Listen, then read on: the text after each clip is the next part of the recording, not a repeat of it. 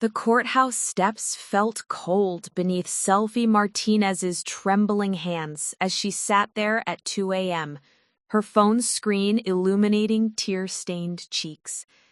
The building behind her, once a symbol of justice she'd devoted 4 years to understanding, now loomed like a monument to everything she'd lost. In her other hand, she clutched a flash drive, the only thing left of her sister's accident 3 months ago. But what it contained wasn't evidence of malice. It was something far more unexpected, something that would transform betrayal into the most profound lesson of her life.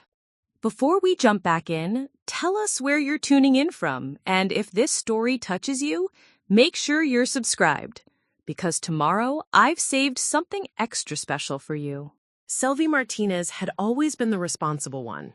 At 26, while most of her college friends were posting vacation photos in weekend brunch spreads, she was hunched over case files in her cramped Boston apartment, building what she believed would be a revolutionary legal database. Her studio apartment in Allston might have been small, but her ambitions certainly weren't. "You really need to get out more, Sel," her roommate and best friend, Maya Chen, would say, stepping over stacks of legal textbooks to reach the kitchen. "When's the last time you saw actual daylight?"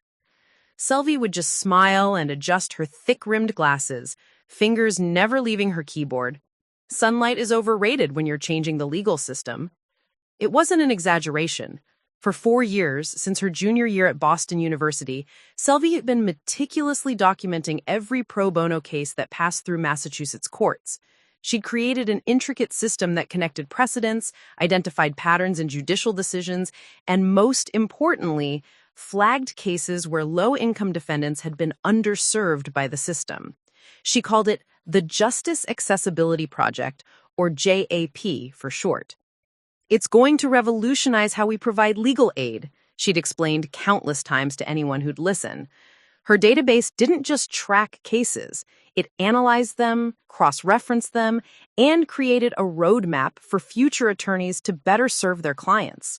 She developed algorithms that could predict case outcomes based on historical data, identify the most effective arguments for specific judges, and even match defendants with the legal strategies most likely to succeed. Her parents, Roberto and Carmen Martinez, had been supported from their home in Providence, Rhode Island, even if they didn't fully understand what their daughter was doing. "As long as you're happy, mija," her mother would say during their Sunday phone calls. "But maybe you could also be happy with a nice boyfriend, yes?" Selvi would laugh. There was no time for dating.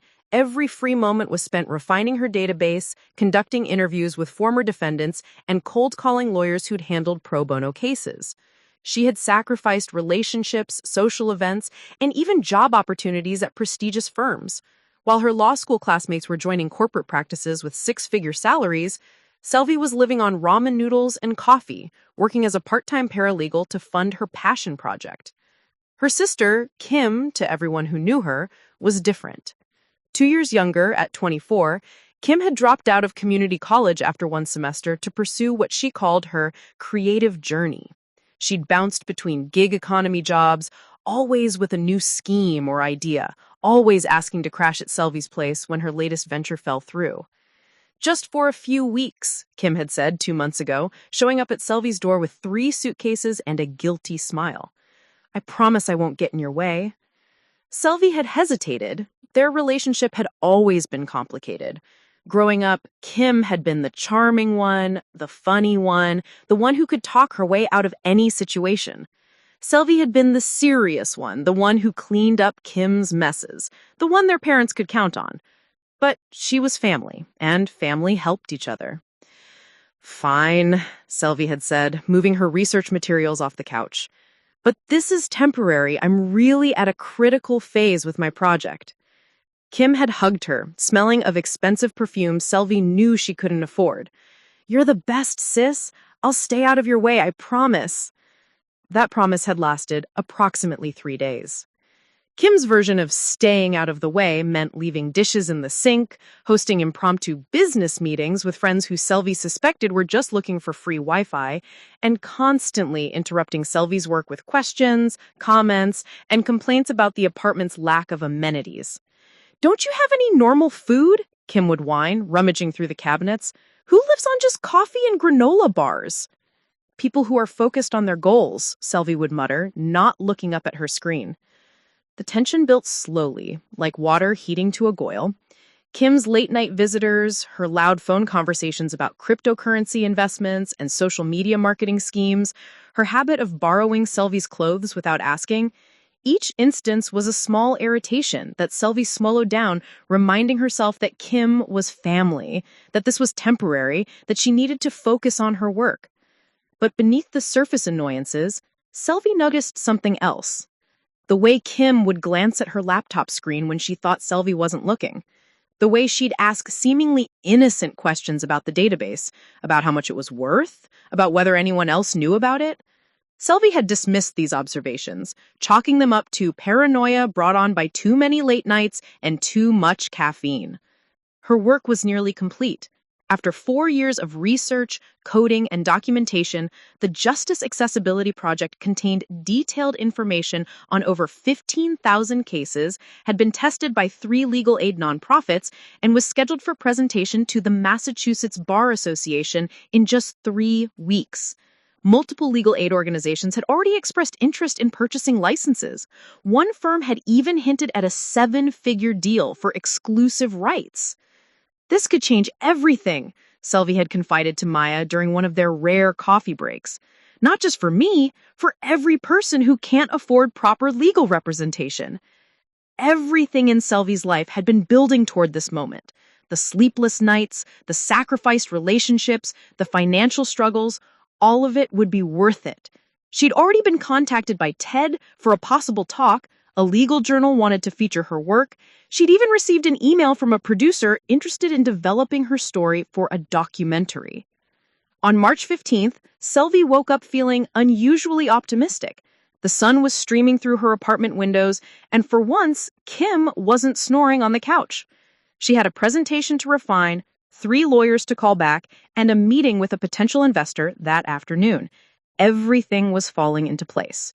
She made her morning coffee, a dark roast she'd splurged on to celebrate her upcoming success, and settled at her desk.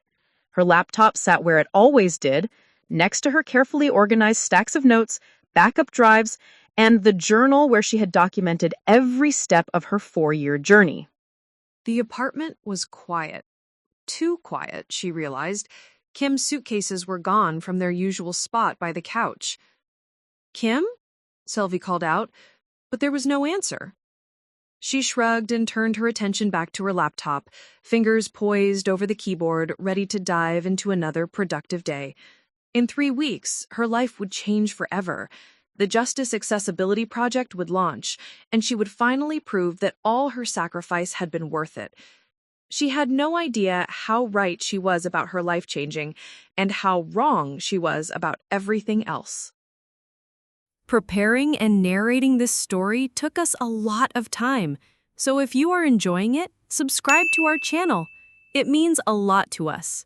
Now, back to the story. Selvi opened her laptop and pressed the power button. Nothing happened. She pressed it again, harder this time, as if force could somehow resurrect the machine. Still nothing. A cold dread began creeping up her spine as she noticed something else. A faint stickiness on the keyboard, a subtle discoloration on the trackpad. Her hands were shaking as she lifted the laptop, tilting it toward the light. Dark brown stains traced the edges of the keys.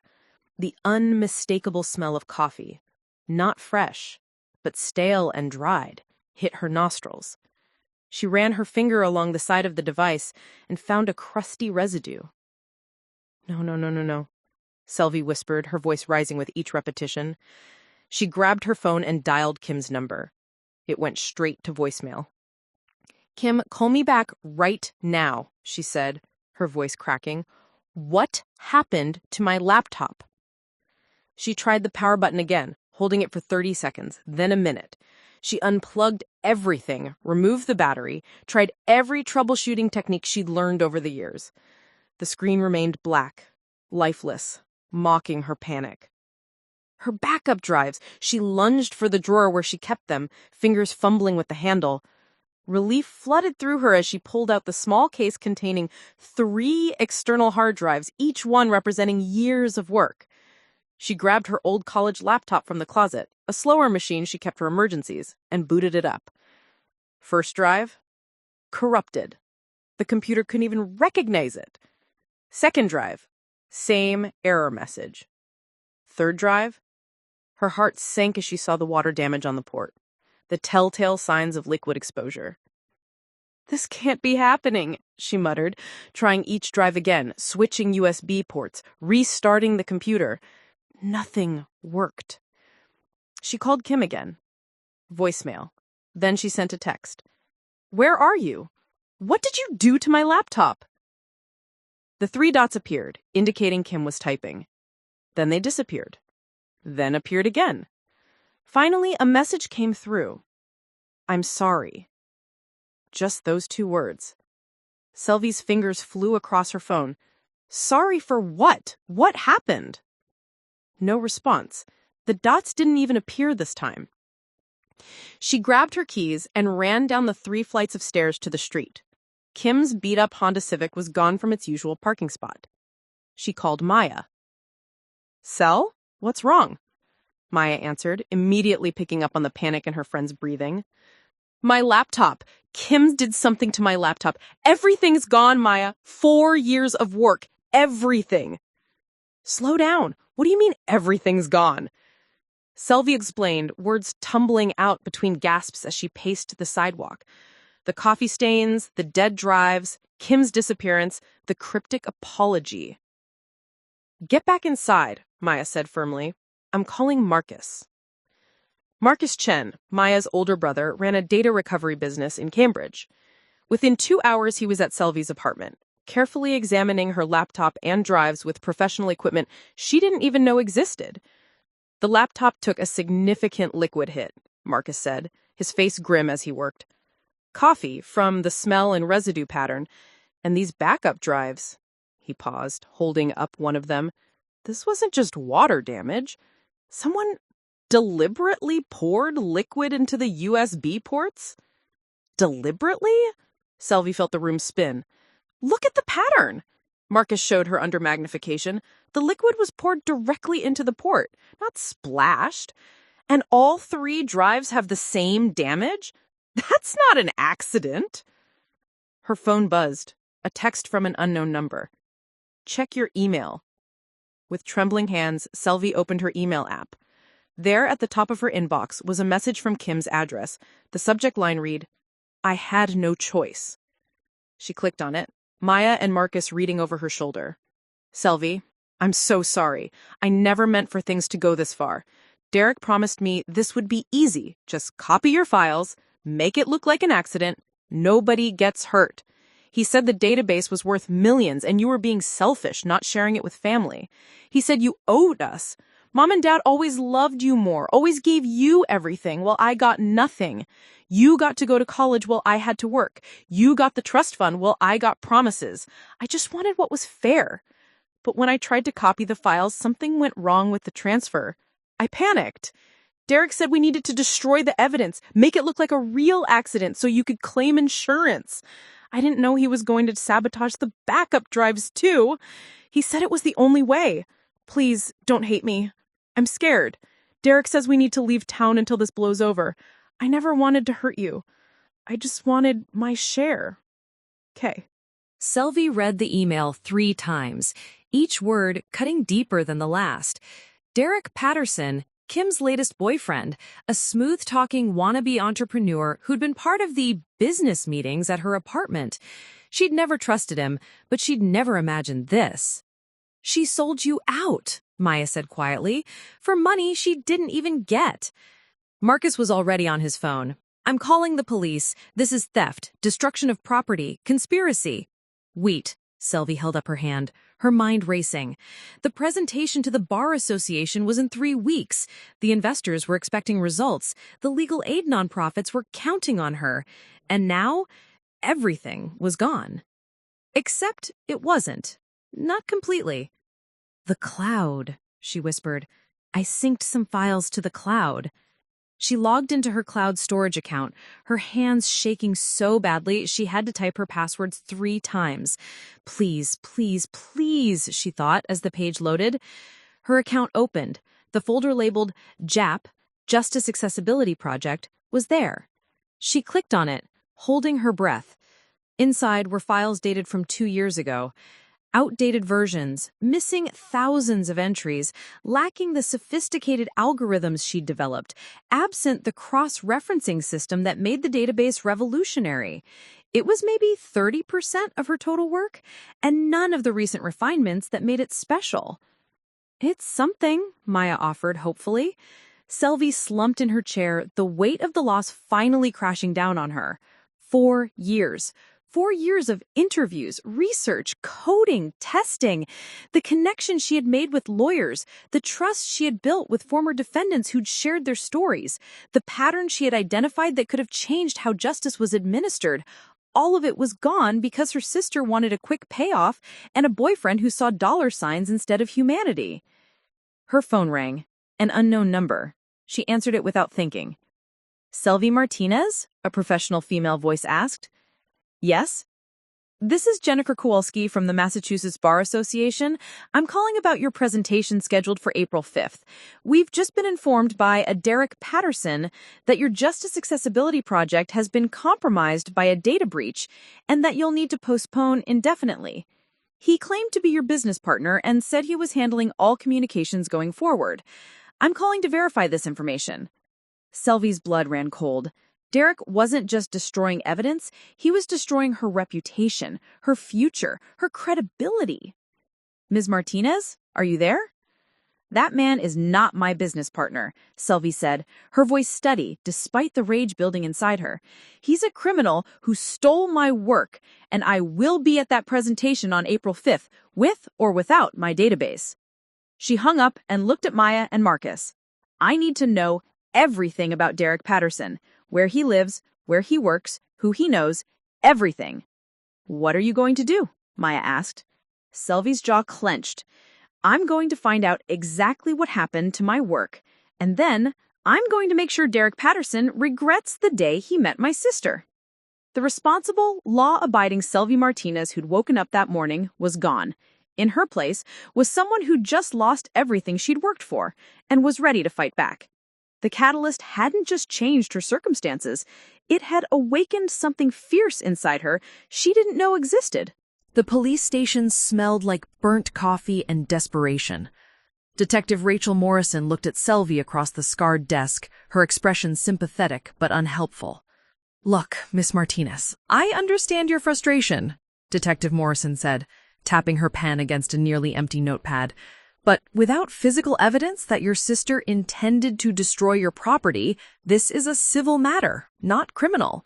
The email could be interpreted as an accident that got out of hand." "She admitted to conspiracy with Derek Patterson," Selvi protested, sliding her phone across the desk. "It's right there. They planned this together." The detective barely glanced at the screen. "She says they planned to copy files, not destroy them. Her message indicates the destruction was unintentional. The DA won't touch this. It's your word against theirs about intent." Selvi felt the walls closing in. "What about Derek calling the Bar Association and impersonating my business partner? That's fraud." "File a complaint with them. Maybe they'll pursue it." Detective Morrison stood, signaling the conversation was over. "My advice? Get a lawyer and sue for damages in civil court. Keep records of everything. If we find evidence of deliberate criminal activity, we'll revisit." Outside the station, Maya was waiting in her car. "Any luck?"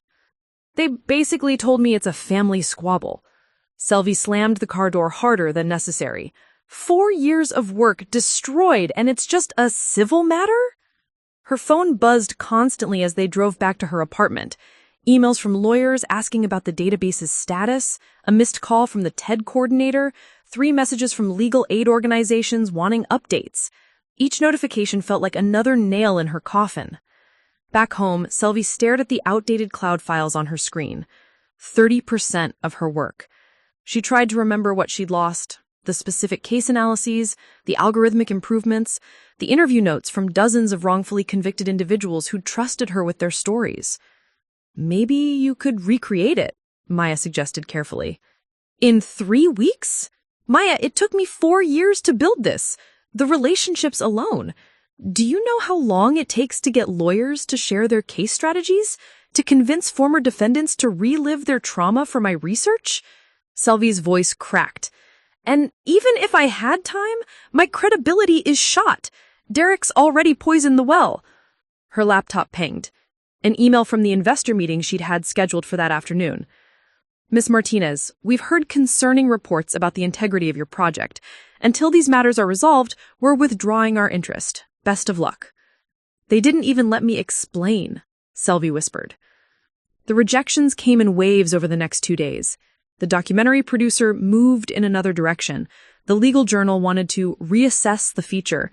2 of the legal aid nonprofits needed to pause discussions pending clarification of ownership issues. Derek had been thorough.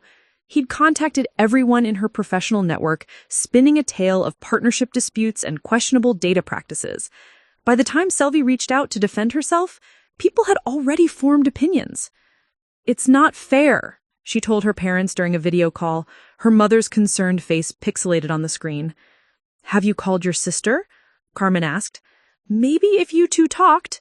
Mom, she destroyed 4 years of my life for a quick buck. She's still your sister, Roberto interjected. Family forgives. Selvi hung up, frustrated. Even her parents didn't understand the magnitude of what had happened. Marcus Chen stopped by on the 3rd day with news. I've recovered some fragments from your laptop's hard drive, he said, holding up a small USB drive. Maybe 5% of your data, corrupted files, partial documents, incomplete code. It's not much. Selvi took the drive with trembling hands. 5%. She plugged it into her old laptop and opened the recovered files. Fragments of case notes, portions of her algorithm, pieces of interviews from dozens of wrongfully convicted individuals who'd trusted her with their stories. All scrambled, all useless without the connecting framework. She spent that night trying to piece together something, anything from the fragments. At 3 a.m., eyes burning from screen strain, she had to admit defeat. The recovered data was like having random pages from different books. Individual words were readable, but the story was lost. Her phone buzzed. A text from an unknown number. Stop asking questions about me. You've already lost. Don't make it worse for yourself. -D. Derek. Threatening her now. She screenshotted the message and added it to the folder she was building, though she didn't know what good it would do. Maya found her the next morning, still at her desk, surrounded by scattered papers and empty coffee cups. Sel, you haven't slept. I can't recreate it, Maya. Even with the fragments, even with the cloud backup. The magic was in how everything connected. The patterns I'd identified, the predictive models, the cross-referencing system. It's gone. So what are you going to do? Selvi looked at the calendar on her wall. April 5th was circled in red, her presentation date, 2.5 weeks away. Beneath it, she'd written, Day Everything Changes in capital letters. She'd been so certain, so confident. I don't know, she admitted, the words tasting like failure. Maybe I should just cancel the presentation, admit defeat, start over with something else. That doesn't sound like you. The old me had 4 years of work to back her up. This me has nothing but broken dreams and a sister who betrayed her. Maya sat down beside her. You have something else. You have the knowledge in your head. You spent 4 years analyzing those cases, talking to those people, understanding those patterns. Derek can't steal that. Knowledge without proof is just opinion. Who's going to believe me now? Derek's already convinced everyone I'm either incompetent or fraudulent. Her phone rang. Jennifer Kowalski from the Bar Association. Miss Martinez, I need to inform you that we've received a formal complaint about your scheduled presentation. Derek Patterson has filed a dispute claiming joint ownership of the Justice Accessibility Project and alleging that you've stolen proprietary work. Selvi's hands clenched. That's absolutely false. I can prove. Given the circumstances, we're going to have to postpone your presentation until this ownership dispute is resolved. No, you can't. I've worked for 4 years for this opportunity. I'm sorry, Miss Martinez. Our hands are tied. If you can provide documentation proving sole ownership and refuting Mr. Patterson's claims, we can reschedule.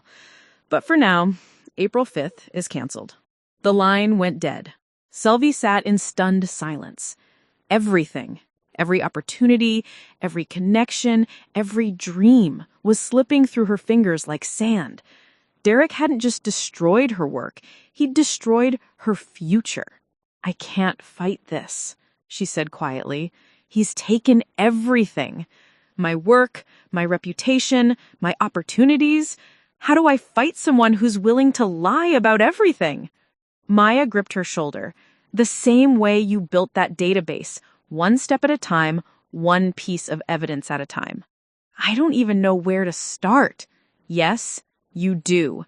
You start by finding Kim and Derek. You start by getting the truth, and you start by remembering why you did this in the first place, for all those people who couldn't fight their own battles. Selvi looked at her reflection in the dark laptop screen. The woman staring back looked defeated, exhausted, broken. But somewhere beneath that defeated exterior, she felt a small spark of something else. Anger, determination, and the realization that giving up would mean Derek won, not just against her, but against every person who would have benefited from her work. Okay, she said slowly. Okay, I need to find them. I need to know exactly what they did and why. And then... She paused, her jaw setting with newfound resolve. Then I figure out how to fight back. The resistance was crumbling, replaced by something far more dangerous. A woman with nothing left to lose and everything to fight for.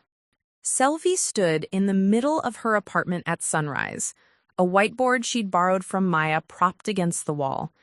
At the top, she'd written 2 questions in bold marker. Where are they? And what did they really take? She'd made a decision. The old approach, waiting for authorities, hoping for justice through proper channels, wasn't working. Derek and Kim had played dirty, and somewhere in the chaos of her anger, Selvi realized she needed to think like them to beat them. First things first, she muttered, opening her laptop to a fresh spreadsheet. She began documenting everything she knew about Derek Patterson. His social media profiles, the business ventures Kim had mentioned, mutual acquaintances, the car he drove, a flashy red Mustang that seemed beyond his apparent means. Maya arrived with breakfast and tactical support. Marcus sent over Derek's digital footprint. You were right to be suspicious of this guy. The file Marcus compiled was enlightening. Derek Patterson had a history, not criminal, but certainly questionable. 3 failed startups, each leaving investors empty-handed, a pattern of short-term relationships with women who had resources he could exploit, a trail of small claims court judgments against him for unpaid debts. He's a professional con artist, Selvi said, studying the documents, and Kim was just his latest mark. Or maybe I was the mark all along. She pulled up Derek's last known address, a luxury apartment in the Seaport district that, according to Marcus's research, he'd been evicted from 2 weeks ago. But in his social media history, she found something interesting. Frequent check-ins at a bar in Somerville called the Rusty Anchor. That's where we start, Selvi declared. We? Maya raised an eyebrow. I can't do this alone, but Maya, if you're in, you're all in. This might get messy. Maya grinned. I've been waiting for you to stop being so painfully law-abiding. Let's go catch some criminals. That evening, they sat in Maya's car outside the Rusty Anchor, watching the entrance. Selvi had changed from her usual professional attire into jeans and a leather jacket borrowed from Maya. She needed to blend in, not stand out as the desperate woman whose life had just imploded. There, Maya pointed, a red Mustang pulled into the parking lot. Selvi's breath caught. Derek Patterson stepped out, looking exactly as she remembered. Expensive sunglasses, designer jacket, the confident stride of someone who'd never faced real consequences. But Kim wasn't with him. Instead, a blonde woman Selvi didn't recognize linked her arm through his. Already moved on to the next victim, Maya observed darkly. They watched Derek enter the bar. Selvi pulled out her phone and made a call to the Rusty Anchor's main line. "Hi, I'm trying to reach Derek Patterson. He left his wallet in my Uber and his business card was inside. Is he there?" The bartender confirmed Derek was a regular and was indeed at the bar currently. Perfect. He was settled in for the evening. Phase 1, Selvi said, pulling out a notebook. "We need to know what he did with my data. If he copied it before destroying everything, there's evidence somewhere. His devices, cloud storage, email accounts. How do we access those without breaking about 17 laws?" Maya asked. Selvi smiled grimly. "We think like a con artist. Derek's weakness is his ego. He can't help bragging about his schemes." She opened a fake social media profile she had created that afternoon. Jessica Romano, a young entrepreneur interested in tech investments. She had populated it with AI-generated photos and curated posts about startup culture. Then, she sent Derek a message. "Hey, someone mentioned you're working on a revolutionary legal tech project. I'm an angel investor looking for my next big opportunity. Would love to hear your pitch." Within minutes, Derek responded. The hook was set. Over the next 3 days, Selvi meticulously built Jessica's relationship with Derek through messages. He was eager, boastful, and sloppy with details. He claimed he'd acquired a revolutionary database that could disrupt the entire legal aid industry. He mentioned having complete files and exclusive access to proprietary algorithms. So he had copied her data. The destruction of her devices wasn't just about covering tracks, it was about ensuring he had the only working copy. Meanwhile, Maya worked another angle. She'd discovered Derek had posted on a freelance website looking for developers to refine and rebrand a legal database application. The post included technical specifications that matched Selvi's project exactly. "He's trying to steal it and sell it as his own," Selvi said, her anger crystallizing into cold determination. She responded to Derek's freelance post using a fake developer profile Marcus had helped her create. James Chen, full-stack developer. Within hours, Derek had sent over a non-disclosure agreement and sample files for James to review. The files were hers. Every line of code, every data structure, every algorithm. Stolen and poorly rebranded with Derek's company name, Patterson Legal Solutions. "We've got him," Maya said, looking at the evidence. "Not yet," Selvi cautioned. "We have proof he stole it, but we need to prove the destruction was intentional, and we need to find Kim. She's the key to everything." The next breakthrough came from an unexpected source. Selvi had been monitoring Kim's social media obsessively, and her sister finally slipped up. A photo posted to Instagram, quickly deleted, but Selvi had screenshot it, showed Kim at a beach. But it wasn't just any beach. In the background was a distinctive lighthouse that Selvi recognized from family vacations. Scituate, a coastal town south of Boston. She's hiding in plain sight, Selvi realized, probably at that vacation rental Dad mentioned last year, the one his friend owns.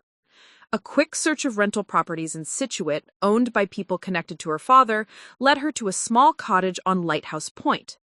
The same cottage in Kim's deleted photo.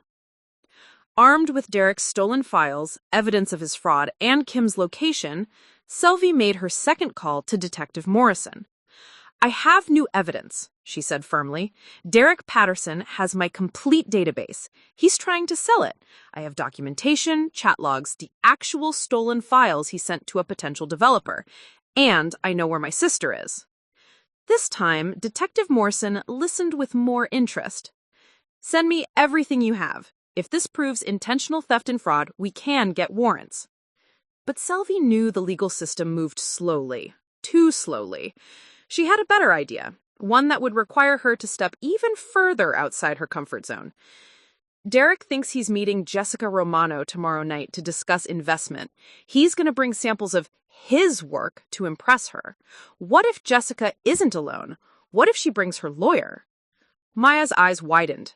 You want to confront him directly? I want to record him admitting what he did, get it on video. Then we have everything we need, for the police and for the Bar Association. That's dangerous, Sel. He's already proven he's willing to destroy your life. She pulled out the flash drive of recovered data, the fragments that Marcus had salvaged. She'd been carrying it like a talisman, a reminder of what she'd lost. He took 4 years of my life, Maya. He's trying to profit from helping people who need justice, the exact people I wanted to help. And he's using my work, my research, my interviews with victims of the system to do it. Her voice hardened with resolution. I'm done being the victim in this story.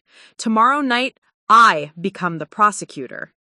She spent that night preparing, recording equipment borrowed from Marcus, a script of questions designed to make Derek incriminate himself, a backup plan involving Detective Morrison, who'd reluctantly agreed to be on standby if Selvi could gather actionable evidence. As she reviewed the plan one final time, she received an email from her old law professor, Thomas Harrigan. He'd heard about the dispute with Derek through the legal community grapevine. Miss Martinez, I've known you for years. Your integrity is beyond question. Whatever is happening, fight for your work. The legal system needs more people like you, not fewer. Don't let this defeat you. She read the email 3 times, each word reinforcing her commitment. Professor Harrigan had believed in her from the beginning, had written recommendation letters, had mentored her through law school. She couldn't let him down. More importantly, she couldn't let down all the people whose stories lived in that database. People who deserved better than to have their experiences commodified by a con artist. Tomorrow night, the real fight would begin. And this time, Selvi Martinez wasn't just defending her work. She was reclaiming her power, her voice, and her future. She looked at her reflection in the bathroom mirror, barely recognizing the fierce determination in her own eyes. The responsible, rule-following daughter was still there, but she'd been joined by someone stronger, someone who understood that sometimes justice required more than just following the rules. Let's go get him, she whispered to her reflection, and, for the first time in days, she smiled. The restaurant Derek had chosen for the investor meeting was pretentious. White tablecloths, dim lighting, and prices that made Selvi wince. She sat at a corner table as Jessica Romano, wearing a borrowed designer dress and enough makeup to make her unrecognizable. A tiny recording device, disguised as a pendant necklace, captured everything. Derek arrived 15 minutes late, his confidence radiating across the room. He didn't recognize her. Why would he? He'd barely looked at Selvi during his visits to her apartment, too busy charming Kim or scoping out her laptop. Jessica, you're even more beautiful than your photos, Derek said, flashing up practiced smile as he sat down. Selvi forced herself to smile back, channeling every courtroom drama she'd ever watched. Derek, I've been so curious about your project. Revolutionary legal tech is exactly the kind of investment I'm looking for. The pitch began. Derek ordered expensive wine and launched into his presentation, pulling out a tablet loaded with her work presented as Patterson Legal Solutions' proprietary database. He spoke about the algorithms she'd developed, the case studies she'd compiled, the predictive models she'd created. Every word was theft, every claim a lie, and every sentence made Selvi's blood boil. But she maintained her composure, asking leading questions designed to make him reveal more. How did you develop such sophisticated algorithms? She asked, innocently. Years of research and development. I have a team of researchers who've been working on this for almost half a decade. Really? That must have cost millions in development. Well, we had some partnerships that didn't work out, but we retained all the intellectual property. Selvi leaned forward. Tell me about these partnerships. Derek hesitated, then apparently decided honesty would serve his pitch. My previous partner, let's call her a contributor, didn't understand the commercial potential. She wanted to give everything away to nonprofits. Can you believe it? No business sense whatsoever. So you bought her out? More like acquired her share when she proved incompetent to continue. He smiled coldly. Sometimes you have to protect your investment from people who would squander it. Selvi's hand tightened on her wine glass. He was admitting everything, but he was also spinning it to make himself the hero. And what happened to this partner? Oh, she's out of the picture now. Poor thing had a catastrophic system failure, lost all her files. Very unfortunate. But it proved she wasn't capable of protecting the work anyway. That's when I knew I needed to take full control. Before Selvi could press further, her phone buzzed with an emergency alert from Maya. Derek's lawyer just showed up. He knows something is wrong. Selvi glanced toward the entrance and saw a sharp-dressed man scanning the restaurant. Derek's phone rang, and his expression changed as he answered. "Excuse me one moment," he said to Selvi, his smooth demeanor cracking slightly. She watched his face transform from confidence to suspicion to anger as he listened to whoever was calling. His eyes darted around the restaurant, then locked onto hers with sudden recognition. "You," he hissed, standing abruptly. "Selvi Martinez, you think you're clever?" Other diners turned to look at her. Selvi stood too, her heart racing, but her voice steady. "I think I'm someone whose work you stole, and I have you on recording admitting it." Derek's face flushed red. "That recording is inadmissible. Massachusetts requires two-party consent. Your little trap just became illegal wiretapping." Selvi's stomach dropped. In her desperation to catch him, she'd forgotten the state's strict recording laws. The evidence she'd gathered was worthless in court. Worse, it made her the criminal. Derek leaned closer, his voice venomous. "Here's what's going to happen. You're going to walk away, delete that recording, and never contact me or Kim again, or I'm pressing charges for harassment, stalking, and illegal surveillance. How will that look to the Bar Association?" He was right, and they both knew it. Selvi had overplayed her hand. "Oh, and Jessica, that fake developer profile you used? Fraud. Impersonation. I have lawyers who would love to add those charges too." He walked out, leaving Selvi standing alone as other diners whispered and stared. Her plan had backfired spectacularly. Outside, Maya found her sitting on the curb, the recording device in pieces on the ground. "He knew about the recording law. I was so stupid. I just made everything worse." But worse was still coming.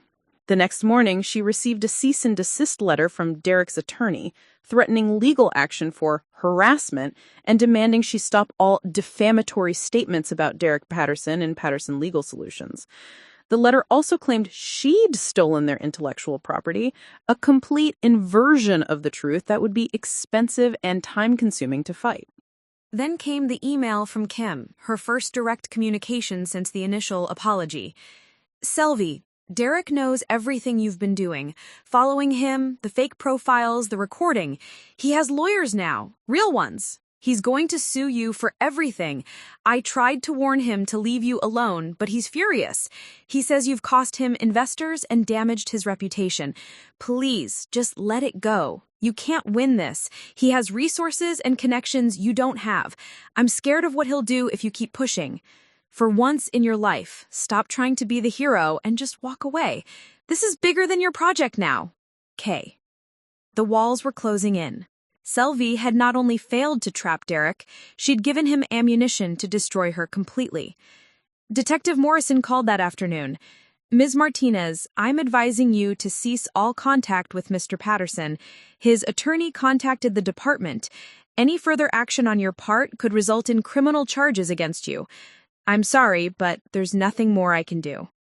Even her own allies were backing away. Two of the legal aid organizations sent formal letters withdrawing interest in her project due to ongoing legal complications. Professor Harrigan called, concerned that her actions might reflect poorly on the university's law program. "Selvi, what were you thinking? he asked, disappointment heavy in his voice. Illegal recordings? Fake identities? This isn't how we seek justice. But I know what he did, but you can't fight wrongdoing with more wrongdoing. You've jeopardized everything, including your future in law. The isolation was crushing. Her parents called, having heard from Kim that Selvi was harassing her and Derek. They urged her to apologize, to make peace, to stop this vendetta before it destroys the family. Even Maya seemed uncertain. Sel, maybe we should take a step back, regroup. Derek has lawyers now, and you're kind of proving you're unstable with these fake identities and secret recordings. You think I'm unstable? I think you're desperate, and desperate people make mistakes. Alone in her apartment that night, Selvi faced the devastating reality. Not only had she failed to expose Derek, she'd given him the victim narrative he needed. He could now claim he was the wronged party, harassed by an unstable former partner who couldn't accept that a business relationship had ended. Her phone showed 17 missed calls from unknown numbers. When she finally answered one, a reporter's voice asked, "Ms. Martinez, how do you respond to allegations that you attempted to blackmail Derek Patterson with fabricated evidence?" Derek was going on the offensive, controlling the narrative, painting himself as the victim of an obsessed woman who had stolen his work and was now trying to frame him when caught. The final blow came via email. The Bar Association had permanently canceled her presentation slot. Not postponed, canceled. Derek's lawyer had filed an ethics complaint, claiming Selvi had engaged in fraudulent behavior that called into question her fitness to practice law. Selvi stood at her window, looking out at Boston's skyline. Every plan had failed, every move had backfired. Derek hadn't just stolen her work, he'd stolen her credibility, her opportunities, and now, potentially, her entire future in law. The fragment of recovered data sat on her desk, a pathetic reminder of everything she'd lost. She picked it up, ready to throw it against the wall in frustration. But something stopped her. In that tiny flash drive was proof, not of Derek's guilt, but of her own work. Fragments of interviews, pieces of code, portions of case studies, evidence that she had created something real, something valuable, something worth fighting for. The question was, did she have any fight left? And even if she did, what weapons remained when her enemy had turned all her actions against her? Outside, storm clouds gathered over Boston Harbor. Inside, Selvi Martinez faced the darkest moment of her journey, when every path forward seemed blocked and the only options appeared to be surrender or self-destruction. The rising challenges had become a tidal wave, and she was drowning in the consequences of her own desperate choices. 3 days later, Selvi sat in a cramped office across from bankruptcy attorney Ronald Fletcher, whose sympathetic eyes couldn't hide the grim reality he was about to deliver. Miss Martinez, defending yourself against Patterson's lawsuit will cost between $50,000 and $70,000 minimum. That's before we even consider countersuing. He pushed a document across his desk. And frankly, with the illegal recording and fake identity issues, your position is complicated. Selvi stared at the estimate, each number a nail in her coffin. Her savings, already depleted from 4 years of minimal income while building the database, barely covered 3 months' rent. What if I represent myself? Fletcher's expression said everything. Against corporate attorneys? You'd be crushed. Patterson's lawyer is already filing a motion to freeze any potential assets related to the database, claiming you stole from him. The irony was suffocating. She was being sued for stealing her own work. That evening, eviction papers arrived. Her landlord had heard about the legal troubles and wanted her out. Quote, "Too much drama for a quiet building." She had 30 days to find new housing she couldn't afford, while fighting legal battles she couldn't win. Maya stopped returning her calls. Marcus sent a brief text. "Sorry, my company can't be associated with ongoing litigation." One by one, everyone was stepping back, protecting themselves from the radioactive fallout of her situation. The next morning brought a new horror. A legal blog had published an article titled, "Law Students' Cautionary Tale When Ambition Becomes Fraud." It detailed Derek's version of events, how he'd partnered with an unstable woman named Selvi Martinez who'd stolen his research and, when confronted, had engaged in harassment and illegal surveillance. Comments flooded in, calling her delusional, obsessed, a criminal. Her name was being destroyed across legal forums and social media. Future employers would Google her and find this nightmare. She called Kim one last time. Her sister answered on the fifth ring. "Please, Kim, just tell the truth. Tell them what really happened. You wrote that email. You admitted Derek planned this." Kim's voice was cold, rehearsed. "I don't know what you're talking about, Selvi. You're not well. Derek said I might try to manipulate you. I think you need help." "Kim, I'm your sister. You were always jealous that I found success with Derek. You couldn't stand that I had something good, so you tried to ruin it. That's what Derek's lawyers say, and honestly, it makes sense. You always needed to be the perfect one, the successful one." The line went dead. Kim had chosen Derek's money over her own sister. Or perhaps Derek had coached her, threatened her, manipulated her into this betrayal. Selvi's phone buzzed with an email from the state bar. Her application for admission to practice law was being held pending investigation into allegations of ethical violations. 4 years of law school, student loans she'd be paying for decades, and now she might never even practice law. She found herself driving without destination, ending up at the beach in Scituate, where Kim had been hiding. The cottage was dark, empty. They'd moved on, probably to avoid her. She sat on the cold sand, watching waves crash against the shore, each one eroding the beach grain by grain, just like her life was eroding piece by piece. Her phone showed 12 unread emails from creditors, 3 from her landlord's lawyer, 1 from the student loan servicer asking about her employment status change. The infrastructure of her life was collapsing. At midnight, she stood in her apartment surrounded by boxes she couldn't afford to move, staring at the whiteboard that had seemed so hopeful just days ago. All her plans, all her strategies, childish drawings and marker that had accomplished nothing except making everything worse. She grabbed the marker and wrote across the board in large letters, "I give up." The words stared back at her, final and absolute. Her laptop pinged. An email from an address she didn't recognize. Against her better judgment, she opened it. "Miss Martinez, you don't know me, but I know your work. My name is Patricia Okonkwo. 5 years ago, I was wrongfully convicted of fraud. I spent 18 months in prison before my conviction was overturned. During my research for appeal, I participated in an interview with you about systemic failures in legal representation. You spent 3 hours listening to my story, documenting everything, treating me with dignity when the legal system had treated me like garbage. I heard what's happening to you. I heard someone is trying to profit from our stories, from our pain.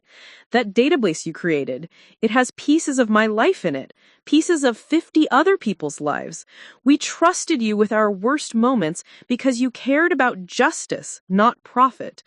I'm an investigative journalist now at the Boston Globe. I'd like to tell the real story, not Derek Patterson's lies. The truth. If you're willing to fight one more time, I'm willing to help. But you need to decide soon. Patterson is shopping your database to private law firms, firms that will use it to charge defendants, not help them. Everything you worked for will become just another way to exploit people who can't afford justice. The clock is ticking. Patricia Okonkwo. Selvi read the email 3 times. Patricia Okonkwo. She remembered her. A brilliant woman destroyed by a prosecutor who'd hidden evidence. Patricia had cried during their interview, talking about how her children had been taken to foster care, how she'd lost everything. And now Patricia wanted to help her? But the cost of fighting flashed before Selvi's eyes. The lawsuit, the eviction, the destroyed reputation, the isolation. Even if Patricia published the truth, Derek had lawyers, resources, and a head start on rewriting history. She looked around her apartment. Boxes everywhere, eviction notice on the counter, bank account showing $347.62. student loans totaling $180,000, no job prospects, no allies, except a journalist she'd interviewed years ago. Her finger hovered over the reply button. What was left to lose? Her career was already destroyed. Her family had abandoned her, her friends had disappeared, her reputation was in tatters. She was about to be homeless and bankrupt. But then she thought about Patricia's words. Everything you worked for will become just another way to exploit people who can't afford justice. All those interviews, James Rodriguez, who'd spent 3 years in prison for a crime he didn't commit because his public defender was too overworked to investigate properly. Maria Santos, whose children were permanently removed because she couldn't afford an attorney who understood immigration law. David Chen, who lost his business because he couldn't navigate the legal system without help. Their voices, their stories, their trust, all of it would be sold to the highest bidder, weaponized by firms looking to maximize profit from people's desperation. Selvi walked to her bedroom closet and pulled out a box she'd kept hidden. Inside were handwritten notes from the people she'd interviewed, letters thanking her, cards saying her work mattered, a drawing from Maria's daughter hoping the nice lady who listened to Mama would help other families. She picked up the drawing, a crayon picture of a woman at a computer with a heart above her head, and felt something crack open inside her chest. This wasn't about her anymore. It never had been. It was about James and Maria and David and Patricia and all the others whose stories deserved better than to be commodified by a con artist. She sat down at her laptop, her hands shaking not with fear, but with the trembling certainty that comes before a leap into the unknown. Patricia, she typed, I'm in. Tell me what you need, but I have one condition. This isn't about me getting revenge or clearing my name. This is about making sure those stories, those people, aren't exploited. If we're going to fight Derek Patterson, we fight for them. Because if I'm going down swinging for something that matters more than my own destroyed life. Let's expose him for what he really is, a parasite feeding on people's pain. When do we start? She hit send before she could second-guess herself. The breaking point had arrived, but instead of shattering completely, something unexpected happened. In the absolute destruction of everything she had built, Selvi found something she'd lost in her 4 years of careful research and cautious planning. She found fury. She found purpose. And she found the reckless courage that comes when you have absolutely nothing left to lose and everything to fight for. Her phone buzzed. Patricia's response was immediate. Tonight, my office, bring everything you have. We're going to war. Selvi looked at the whiteboard where I give up was still scrawled in angry marker. She grabbed the eraser and wiped it clean. Then, in steady letters, she wrote, They took everything. Now I take it back. The breaking point wasn't the end. It was the beginning of something fiercer, something that Derek Patterson, with all his lawyers and lies, had never anticipated. A woman with nothing left to lose and everything to fight for. Patricia Okonkwo's office at the Boston Globe was organized chaos, walls covered with investigation boards, stacks of documents creating paper mountains on every surface. But her eyes held the sharp intelligence of someone who'd survived the legal system's worst and emerged stronger. Tell me everything, Patricia said, setting up a recording device. And I mean everything. The parts that make you look good and the parts that make you look desperate and foolish. For 3 hours, Selvi laid bare the entire story. The destruction, the betrayal, her failed attempts at justice, the illegal recording that had backfired. She held nothing back, including her own mistakes and desperation. Patricia listened without judgment, taking notes, occasionally stopping to verify details. When Selvi finished, exhausted and emotionally drained, Patricia leaned back in her chair. Derek Patterson made one critical mistake, Patricia said, a slow smile spreading across her face. He doesn't know who he's really stolen from. Over the next week, Patricia worked with surgical precision. She contacted every person Selvi had interviewed for the database, not just Patricia herself, but all 53 individuals whose stories formed the foundation of the Justice Accessibility Project. Each person received a choice: allow their story to be sold to corporate law firms for profit, or stand with Selvi and reclaim their narratives. The response was overwhelming. James Rodriguez flew in from Miami. Maria Santos drove up from New York with her children. David Chen closed his restaurant for 2 days to participate. One by one, they arrived at Patricia's office, each with their own story of how Selvi had treated them with dignity when the system had failed them. "She spent 6 hours interviewing me," James said to Patricia's recording camera, "not because she was getting paid, but because she cared. She wanted to understand why the system failed me so she could help others avoid the same fate." But Patricia's investigation went deeper. She discovered Derek's pattern: the failed startups, the abandoned business partners, the trail of people he'd scammed. She found 3 other women he'd romanced and robbed, each too embarrassed or afraid to speak publicly. The turning point came when Patricia tracked down Derek's own former business partner, Michael Torres, who'd been pushed out of a previous venture through similar tactics. "He did the same thing to me," Michael revealed in Patricia's office, showing documentation of Derek's theft of his marketing software 3 years earlier. "Befriended me, learned everything about my project, then destroyed my credibility while stealing my work. I couldn't fight him. He had lawyers and I had nothing." "How did he get away with it?" Selvi asked. "He didn't," Michael said grimly. "Not completely.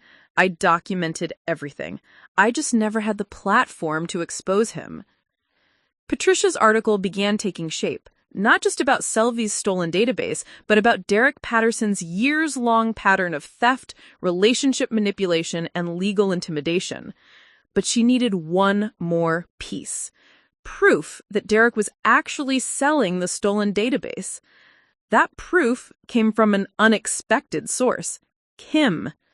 She appeared at Selvi's nearly empty apartment at 2 a.m., eyes red from crying, looking 10 years older than her 24 years. "He's going to prison," Kim whispered. "Derek, the FBI is investigating him for wire fraud. Something about his cryptocurrency scheme. He's trying to sell your database before they arrest him. But he's desperate. He offered me money to testify against you, to say you stole from him.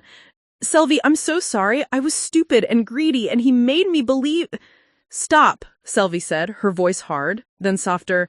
"Why are you here now?" "Because I heard him on the phone. He was laughing about how he'd destroy you, ruin you completely, make sure you could never practice law. He said even if he went down, at least he'd take you with him. That's when I realized he never cared about me. I was just useful. And you're my sister, and I betrayed you for a con artist who laughs about destroying people." Kim pulled out a flash drive from her pocket. "This is everything.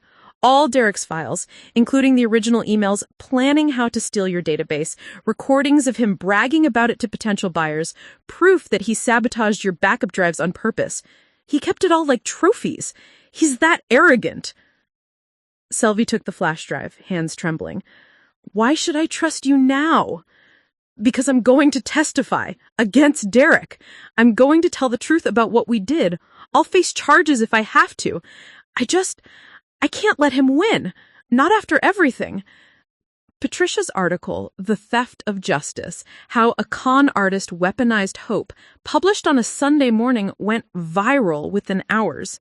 It detailed Derek's pattern of theft, included testimonies from all his victims, revealed the FBI investigation, and most importantly, it told the stories of the 53 people whose experiences Derek had tried to commodify. By Monday afternoon, 3 law firms that had been negotiating with Derek publicly withdrew, issuing statements supporting Selvi. The Bar Association dropped their investigation and offered Selvi her presentation slot back, with apologies. Derek's lawyers abandoned him once the FBI involvement became public knowledge. Derek Patterson was arrested on Tuesday morning for wire fraud, theft of intellectual property, and conspiracy. Kim's testimony, combined with the evidence she'd provided, sealed his fate. But the real transformation wasn't in Derek's downfall, it was in what happened next. The Massachusetts Bar Association invited Selvi to present at an emergency ethics symposium on intellectual property theft and professional integrity.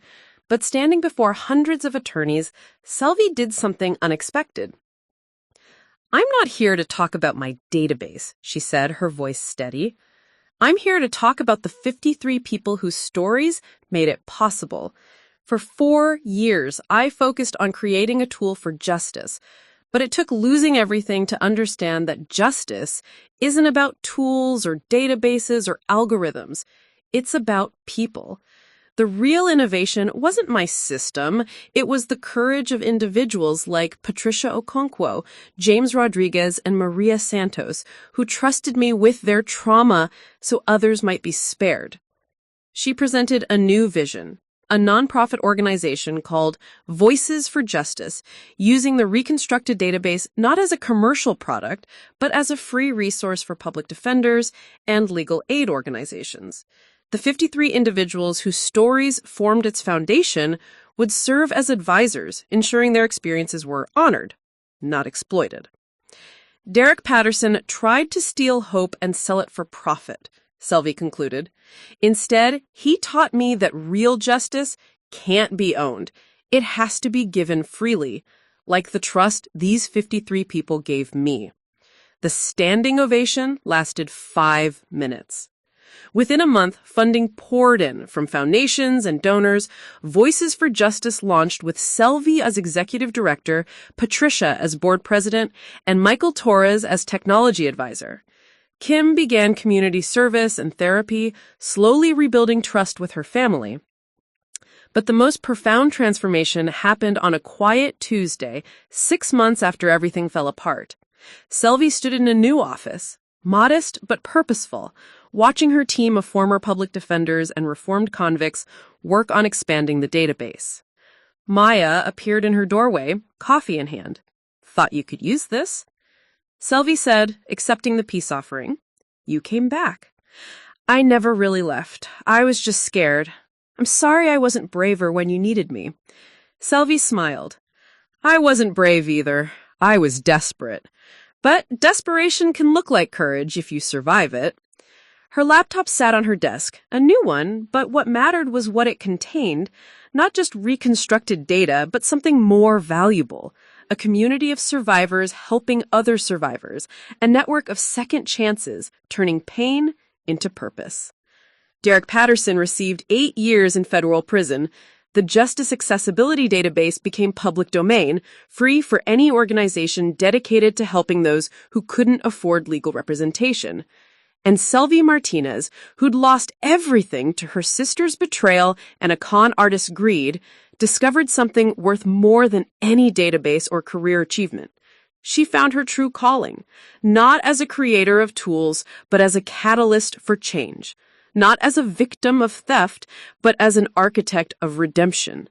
The woman who'd been crushed by betrayal had risen as a leader who understood that sometimes the breaking point isn't the end of your story. It's the beginning of the one that truly matters. A year later, Selvi received an email from Patricia. "Remember when you sat on those courthouse steps, ready to give up? I'm glad you stood up instead. You changed more lives than your database ever could have. Sometimes we need to lose everything to find out what we're really made of. P." Selvi looked at the drawing from Maria's daughter, now framed on her wall. The crayon woman at the computer with a heart above her head, it had been a prophecy, not just a child's thank you. She'd started wanting to change the legal system. Instead, she changed herself. And in doing so, she'd created something far more powerful than algorithms and data. She'd created hope from betrayal, community from isolation, and justice from theft. The laptop with 4 years of work had been destroyed. But what rose from those ashes was something Derek Patterson could never steal and Kim's betrayal could never diminish.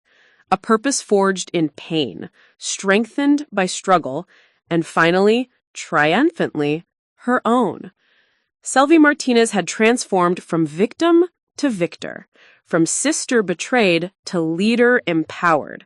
And every person she helped, every story she honored, every life she touched became part of a legacy that no coffee spill, no con artist, no setback could ever destroy.